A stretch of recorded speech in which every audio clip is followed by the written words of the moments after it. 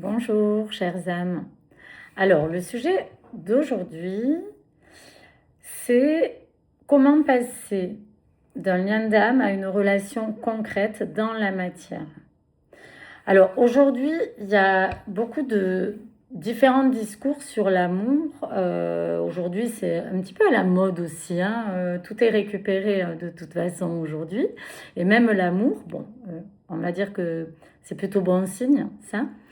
Mais c'est raconté par plusieurs discours, par plusieurs voix. Il y a un discours plutôt sociologique qui peut observer comment les couples se font, se défont, comment la société transforme notre manière d'aimer. Il y a un discours plus psychologique qui parle d'attachement, de blessures, de schémas relationnels, de répétition inconsciente, qui rejoint aussi le discours sociologique. Et puis, il y a un discours plus marginal, peut-être parfois incompris, celui des liens d'âme, donc des relations karmiques, des flammes jumelles, par exemple. Ce discours semble différent, parfois opposé.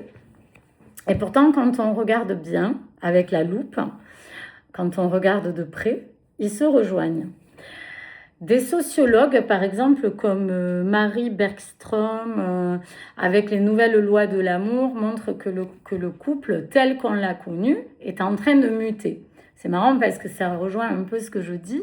Souvent, je le pense vraiment, qu'on est en train de changer de paradigme dans notre société et que du coup, le couple suit le mouvement. Et c'est vrai qu'on vit plus le couple comme... il y a un siècle en arrière ou des années en arrière même. Voilà, il y a François de Singly aussi qui parle de la société des individus et qui explique comment l'amour devient un espace de construction identitaire où les souvenirs amoureux deviennent des repères en fait. C'est-à-dire que lui, il explique que quand il y a une séparation, on se raccroche aux souvenirs qu'on a eu avec la personne d'avant parce que ça devient un repère. Parce que ce qui fait flipper, ce qui fait peur, c'est de se retrouver seul. Mais quand je dis seul, c'est en n'ayant pas de projection de quelqu'un et en étant vraiment seul. Parce que des fois, on peut avoir des relations où on n'est pas avec l'autre, mais on pense à quelqu'un et du coup, ça peut rassurer.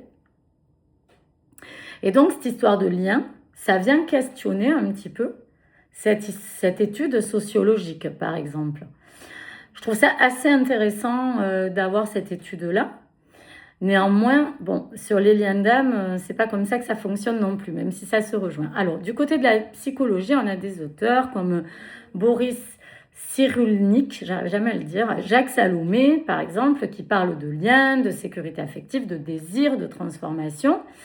Et puis, dans le champ des liens d'âme, on parle d'amour multidimensionnel qui traverse le temps, qui traverse les incarnations de l'âme, les mémoires.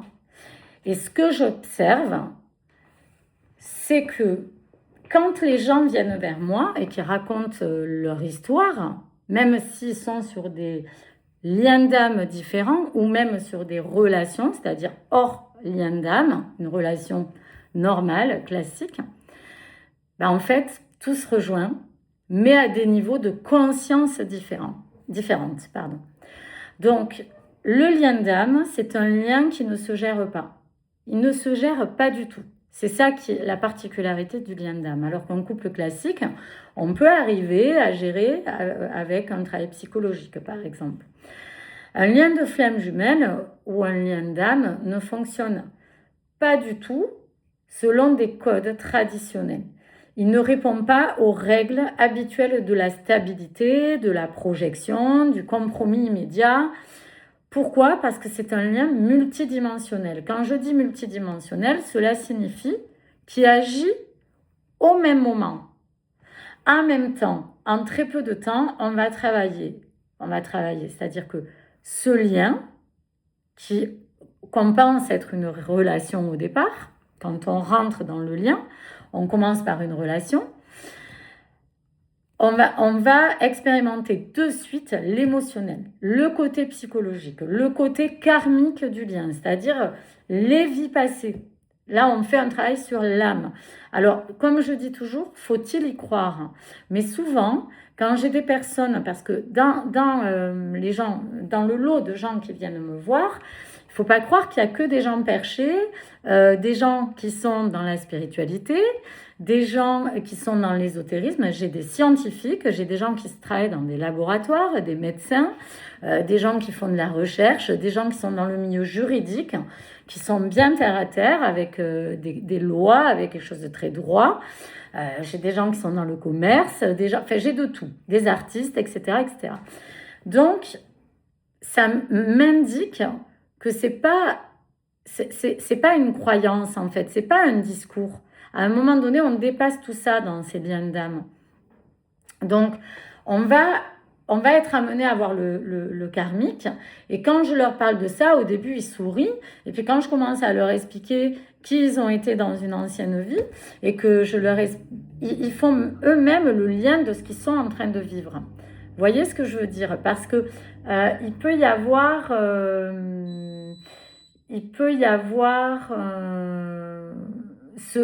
excusez-moi, je suis perturbée par le lave-vaisselle qui vient de terminer. Alors, ça aussi, je ne sais pas si vous avez remarqué, dans cette société, tout bip. Dans les voitures, ça bip, les lave-vaisselle bip. C'est un peu pour nous rendre un peu fous, je crois. Je vais aller l'arrêter. Je vous demande quelques minutes.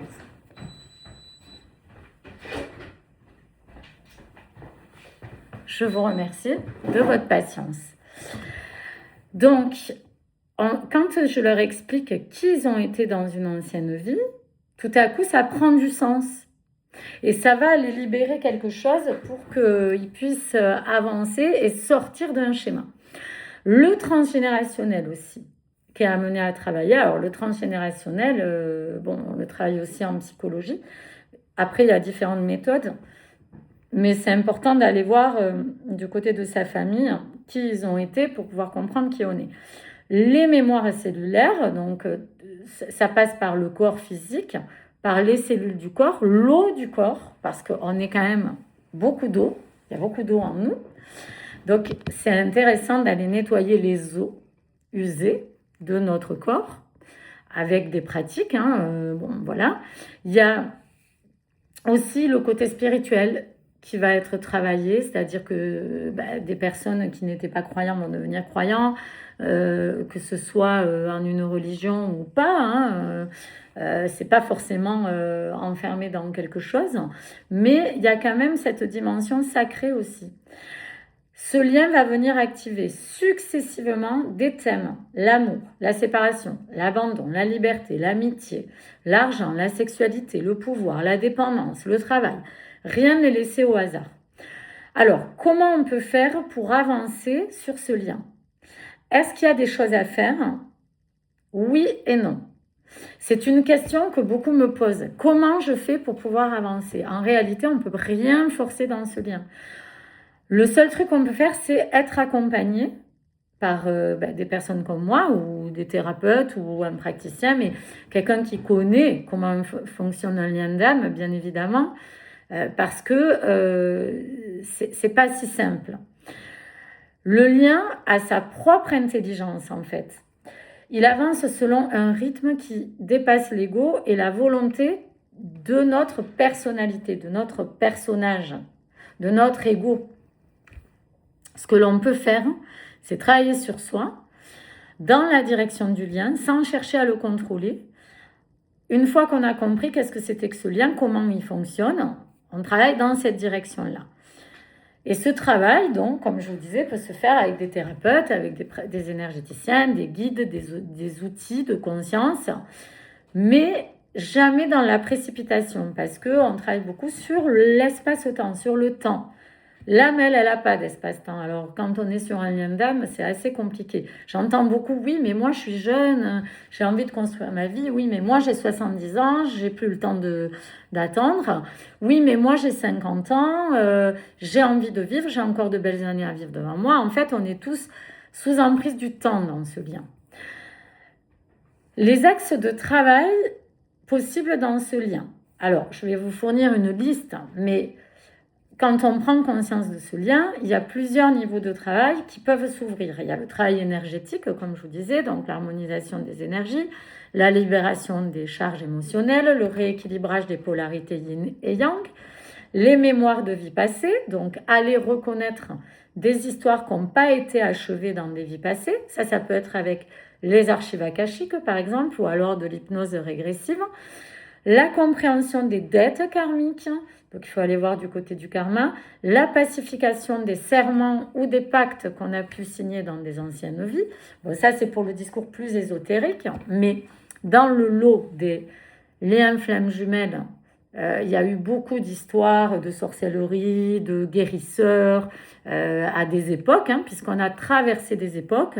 C'est une âme qui traverse plusieurs époques, plusieurs dimensions, qui se sont baladées dans plusieurs lieux géographiques aussi, l'Égypte, les États-Unis, l'Amérique latine, par exemple, l'Afrique. En fait, on peut avoir été dans plusieurs endroits, dans des vies passées ou par notre transgénérationnel, avec des choses qui nous sont transmises. Donc, le karma relationnel aussi, il faut aller voir tout ça. Donc, le karma relationnel, c'est les répétitions de scénarios, les loyautés invisibles, les contrats d'âme, ce que je vous explique. Dans des liens d'âme, il y a beaucoup de karma. Le transgénérationnel avec les schémas familiaux, les histoires d'amour qui n'ont pas été résolues, la place qu'on peut avoir dans la lignée familiale. Dans les mémoires cellulaires, il y a les réactions du corps inexpliquées, les maladies qui réapparaissent au niveau de la lignée aussi, du transgénérationnel, des attirances ou des rejets aussi viscéraux qu'on peut avoir, c'est-à-dire des attirances pour une personne parce que elle coche des cases ou un rejet viscéral parce qu'on se dit « Ah non, moi je ne peux pas être avec une personne comme ça », par exemple. Voilà, ça peut être ça. Et ça peut être des mémoires du corps, des fois. Les douleurs, les tensions somatisées aussi. Pourquoi on est attiré par tel aliment, pourquoi tel aliment,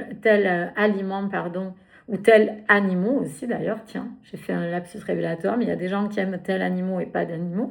Enfin, il y a des gens qui me disent, j'aime pas les chiens, j'aime pas les chats. Vous voyez ce que je veux dire? Il y a pourquoi comme ça, pourquoi il y a des... Voilà, c'est tout ça qu'on va creuser dans ce parcours. Il y a des blessures personnelles aussi et des blessures d'âme, donc l'abandon, le rejet, l'humiliation, la trahison, l'injustice, mais il y en a d'autres aussi. Tout ce travail ne sert pas à récupérer l'autre, il sert à se retrouver soi-même. Alors, est-ce que c'est bon de savoir qu'on est flamme jumelle ou pas? Est-ce que c'est bon de connaître ce lien? C'est une vraie question. Des fois, on me demande si je l'avais pas su. Moi, j'ai des gens qui me disent si j'avais pas su, j'aurais pas avancé, j'en serais encore à être en dépression. D'autres qui me disent si j'avais jamais su ça, peut-être que je serais pas enfermée dedans. Alors, est-ce que savoir que l'on est flamme jumelle enferme? Ben, parfois oui.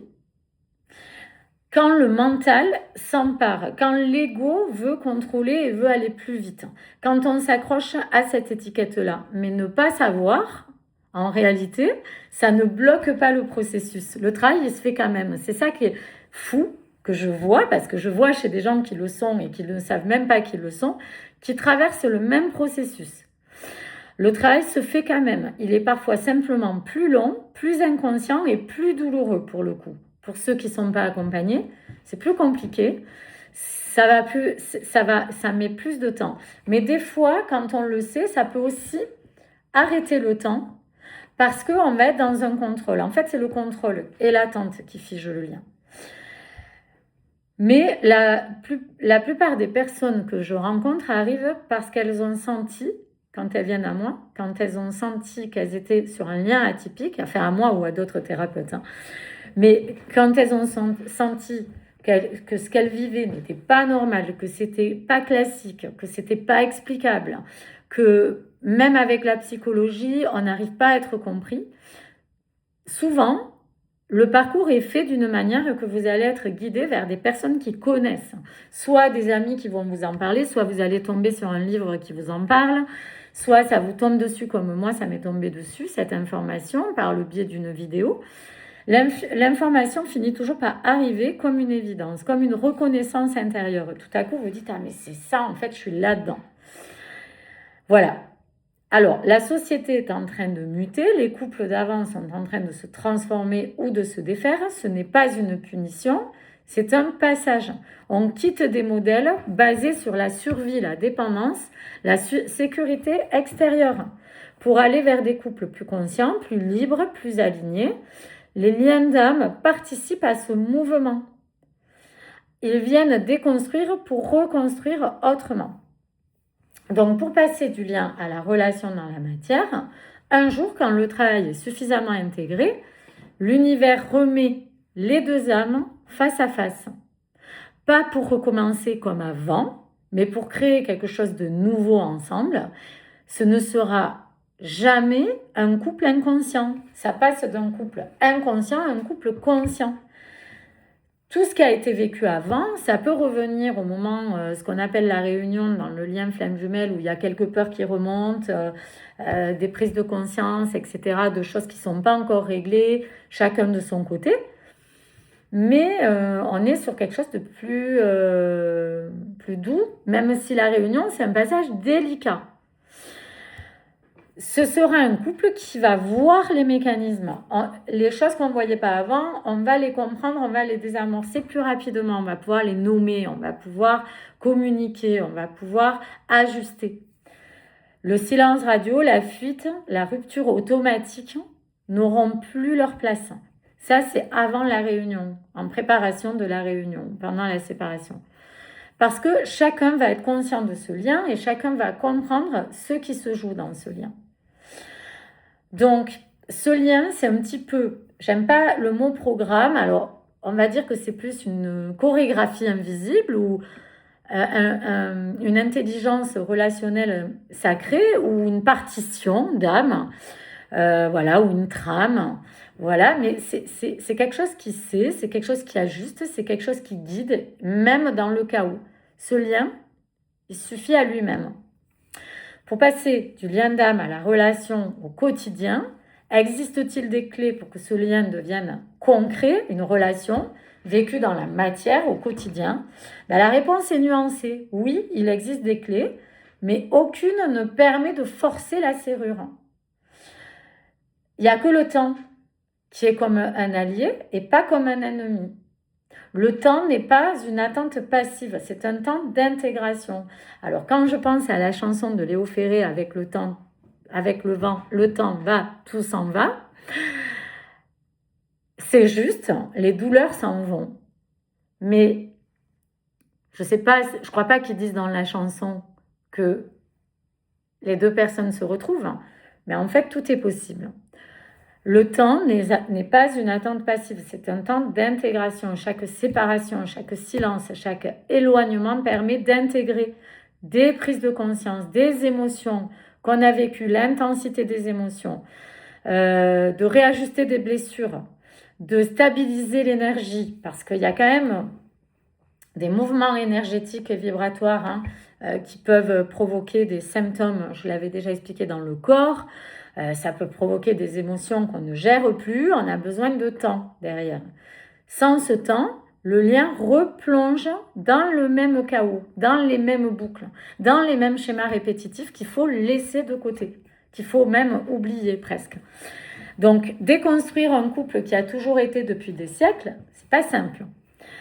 Donc, il y a un ancrage à avoir dans la matière, c'est un lien d'âme qui ne peut pas devenir un couple dans le réel si on est désaligné au niveau de l'énergie, si dans notre corps physique on n'est pas équilibré, donc ça passe par le corps, ça passe par un rythme quotidien, ça passe par une capacité à être présent, à apprendre à vivre un amour simple, même si on recherche tous l'idéal de l'amour dans ces liens.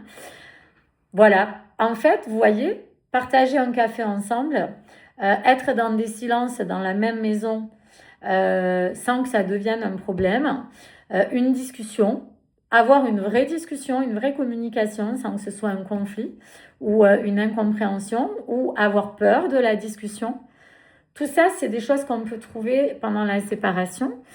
Et ça paraît évident pour un couple classique, mais pour un lien d'âme, tout ce dont je viens de vous citer, partager un café ensemble, un silence qu'on comprend, une discussion concrète où on ne va pas fuir la discussion et on va être dans un silence radio, où on va éviter le sujet de l'amour, où on va éviter de se dire qu'on s'aime, où on ne va pas vouloir voir qu'on s'aime.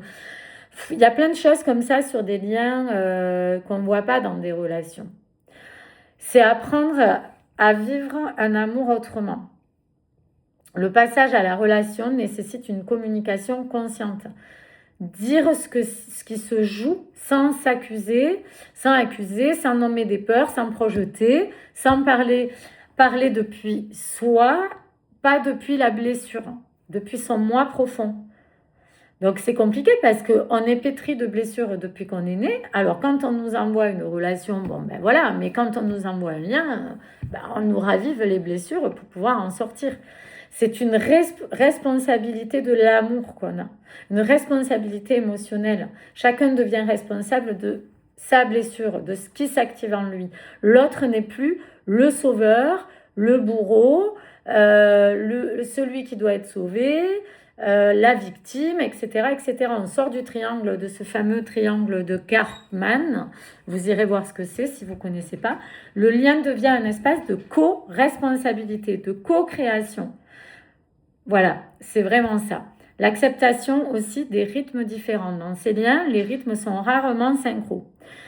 Il y en a un qui intègre plus vite les choses, l'autre qui a besoin de plus de silence sur le plan émotionnel, sur le plan énergétique, sur le plan mental, intellectuel. Enfin, il y a plein de choses à aller voir. Ça dépend. Chacun a aussi sa propre histoire. Parce que en fait, on retrouve beaucoup de similitudes dans ces liens, mais il y a aussi chaque duo qui a sa propre histoire de karma, donc est singulier. Donc, il faut sortir de l'idéalisation de ce lien pour devenir un couple. Il faut quitter le mythe, c'est-à-dire ce truc un peu mythologique, cet amour impossible dans lequel on est enfermé.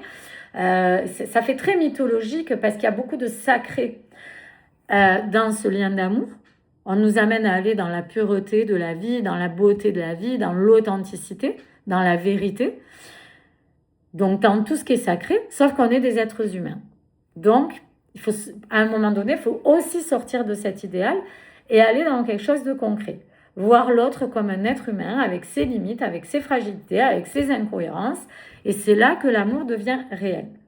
À un moment donné, la relation repose sur un choix. Pas un choix par la peur ou par la zone de confort, le choix lucide. Est-ce que nous voulons expérimenter un quotidien ensemble? Quand ce choix est posé des deux côtés, le lien change de nature. Il ne disparaît pas, il va se stabiliser. Voilà. Et j'ai pu épurer du karma. Et aujourd'hui, je sais que je suis sur un parcours flamme jumelle, mais ma flamme jumelle a besoin de temps et elle apparaîtra quand ça sera le moment pour pouvoir incarner un couple au quotidien ou pas. Quand je dis quotidien, attention, c'est pas 24/24 collé, ça peut, si on est prêt à ça, mais si on n'est pas prêt, ça peut être aussi, on est dans la même maison, mais on vit des choses différentes à des moments. Ou, alors, des choses différentes, ça ne veut pas dire partir avec des gens, hein, c'est plus s'écouter, ne pas s'oublier sur ses désirs, sur ses aspirations. Ça peut être aussi vivre pas dans la même maison, mais commencer à être dans un engagement de l'amour, à être responsable de ce qu'on a envie de vivre et choisir la direction de l'amour parce que c'est évident que cette personne, on l'aime et qu'elle nous aime, qu'on la rend heureuse et qu'elle nous rend heureuse, qu'on est bien avec l'autre et c'est juste qu'il y a des peurs, des doutes au milieu et des blessures. Donc ça prend du temps, tout ça. Il y a un énorme boulot, comme j'ai pu vous l'énumérer là. Voilà, alors pour celles et ceux qui se reconnaissent dans ce parcours, on va parler de tout ça. Je vous ai parlé déjà beaucoup du salon de la conscience, de la nouvelle conscience de l'amour à Paris, à Batignolles. J'ai déjà fait des posts avec des indications de ce salon. Nous y aborderons des nouveaux modèles relationnels, des liens d'âme, des transformations de couple. Voilà, il y aura différentes personnes, différentes avec des univers différents, c'est ce qui est intéressant. Mais voilà, vous n'hésitez pas, si vous êtes sur Paris ou que vous avez envie de venir, vous me demandez un code que je vous donnerai pour avoir une offre pour pouvoir avoir un tarif plus doux. Voilà. Et juste, je voulais préciser que vous ne pourrez pas acheter les places le jour J, en fait. C'est pour ça qu'il faut s'y prendre un petit peu à l'avance. Voilà, ben écoutez, je vous remercie. J'ai fait une vidéo assez longue aujourd'hui. Il y avait pas mal de choses à dire. Donc, je vous embrasse fort. Je vous dis aimez-vous et je vous dis à très vite. Merci.